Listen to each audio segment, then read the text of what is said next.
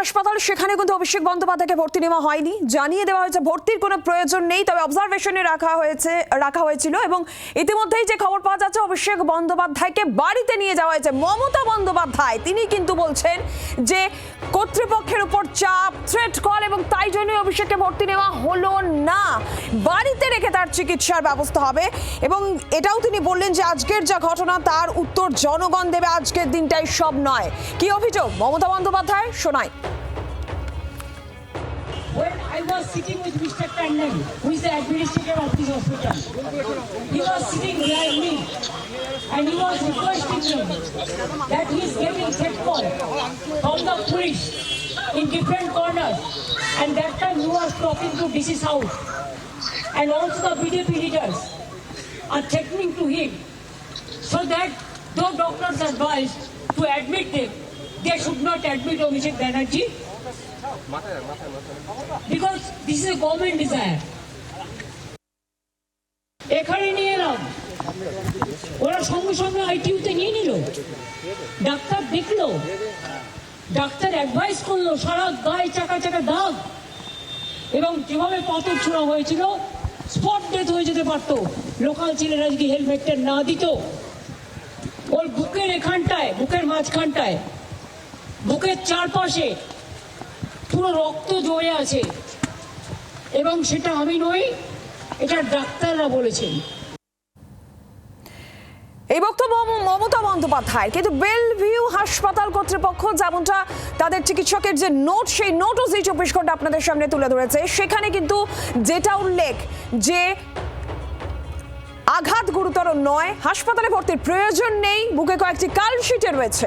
বেলভিউয়ের চিকিৎসকের নোটে এমনটাই উল্লেখ, বুকে কিছু আঘাতের চিহ্ন, কালশিটে দাগ ছাড়া গুরুতর শারীরিক আঘাতের কোনো লক্ষণ পাওয়া যায়নি, এমনটাই হাসপাতাল সূত্রে খবর। আমরা জানবো আরো ডিটেইলে, এই মুহূর্তের আপডেট আমরা নেব।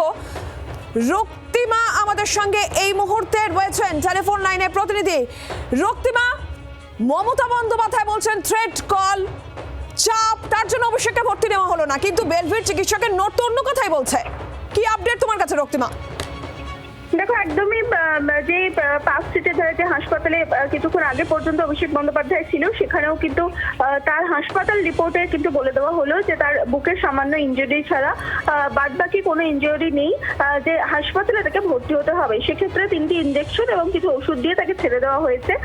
দেখো, তারপরেই দেখলাম কিছুক্ষণ আগেই মমতা বন্দ্যোপাধ্যায় তিনি বাইরে বেরিয়ে এলেন এবং তিনি একেবারে দুটি হাসপাতাল, বাইপাসের ধারের যে বেসরকারি হাসপাতাল এবং পার্ক স্ট্রিটের এই হাসপাতাল, এই দুটি হাসপাতাল নিয়ে তিনি সরাসরি অভিযোগ তুললেন যে কোথাও ওপর মহলের চাপ রয়েছে, এবং তার জন্য পুলিশের বিরুদ্ধে তিনি সরাসরি অভিযোগ করেছেন। ডিসি সাউথ তিনি থ্রেট দিয়েছেন বলে অভিযোগ করেছেন হাসপাতাল কর্তৃপক্ষকে, এবং তারপরেই তাকে সেখান থেকে বের করে দেওয়া হয় বা রিলিজ করে দেওয়া হয়েছে।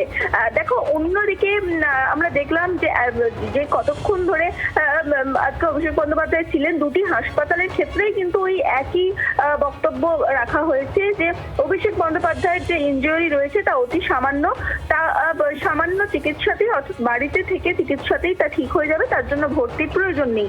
যদিও গোটা বিষয়টাকেই রাজনৈতিক ভাবে দেখছেন মমতা বন্দ্যোপাধ্যায়। শুধুমাত্র তাই নয়, পুলিশের বিরুদ্ধে দেখো একদিকে তিনি যেমন অভিযোগ তুলেছেন, আজকে আমরা সকাল থেকে দেখলাম অভিষেক পুলিশের বিরুদ্ধে তার অভিযোগ, চাপ দেওয়ার অভিযোগ, থ্রেটের অভিযোগ। রক্তিমান, আপাতত ধন্যবাদ।